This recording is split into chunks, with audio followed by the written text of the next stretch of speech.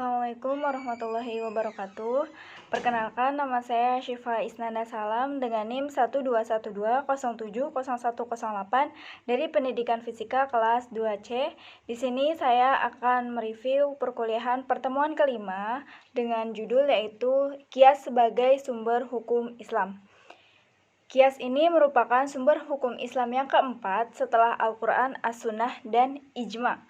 Qiyas adalah ketetapan suatu hukum yang tidak ada nasnya atau tidak ada dalam Al-Quran dan hadis.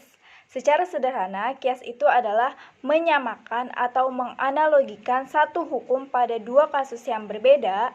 Cara menetapkan hukum dalam qiyas yaitu dengan cara perbandingan sesuatu yang ditetapkan hukum berdasarkan nas. Qiyas ditetapkan itu tidak serumpamang atau sembarangan menjadi sumber hukum Islam. Dalam qiyas terdapat syarat serta hukum. Syarat-syarat qiyas secara umum dibagi menjadi 4, yaitu yang pertama harus ada kasus pokok atau usul. Kasus pokok ini adalah kasus yang ada di dalam Al-Quran dan hadis. Contoh kasus yang terdapat dalam Al-Quran yang diambil yaitu berkata kepada kedua orang tua. Yang kedua yaitu ketetapan hukum dari kasus pokok. Tadi di atas sudah ada kasus pokok yang terdapat dalam Al-Quran yaitu berkata ketetapan atau hukum jika kita berkata kepada orang tua itu tidak boleh atau haram hukumnya dan jika dilakukan akan berdosa. Dan yang ketiga yaitu kasus cabang, yaitu kasus yang tidak ada dalam Al-Quran dan hadis. Dan yang terakhir ada ilat atau alasan. Ilat ini merupakan alasan dibalik ketetapan hukum yang ditentukan atas suatu kasus. Contoh kasus qiyas dengan kasus cabang yaitu narkotika. Memakai narkotika itu tidak ada atau tidak dijelaskan di dalam Al-Quran dan hadis, tidak ada hukumnya. Jadi kasus narkoba ini termasuk kasus cabang, sehingga untuk menentukan hukumnya yaitu menggunakan qiyas. Narkotika itu hukumnya tidak boleh ilatnya atau alasannya yaitu karena narkoba ini menyebabkan hilangnya akal atau mabuk. Kasus pokok yang sama dengan kasus cabang ini yaitu khamr atau minuman keras. Dalam Al-Quran, minuman keras itu dilarang karena memabukkan sehingga bisa menghilangkan akal sehat.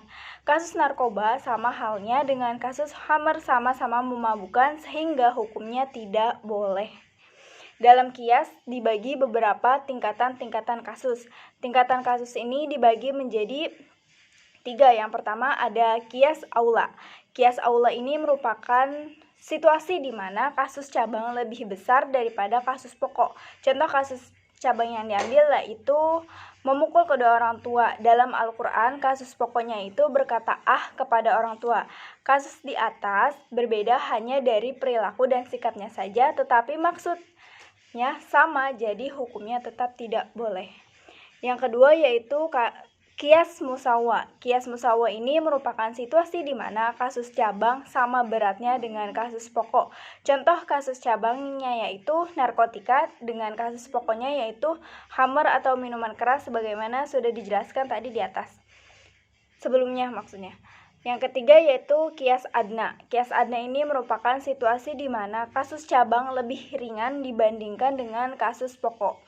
Contoh kasus ini yaitu orang yang berpacaran dengan kasus pokoknya yaitu orang yang berzina. Qiyas itu banyak sekali macam-macamnya. Salah satunya yaitu qiyas soba. Qiyas soba ini yaitu menyamakan atau menganalogikan salah satu cabang pada dua kasus pokok. Dalam situasi ini biasanya terdapat perbedaan pendapat. Ada yang memperbolehkan dan juga ada yang tidak memperbolehkan. Dalam kasus ini tergantung pada dalil atau pemikiran yang kita pakai. Terima kasih, cukup sekian. Wassalamualaikum warahmatullahi wabarakatuh.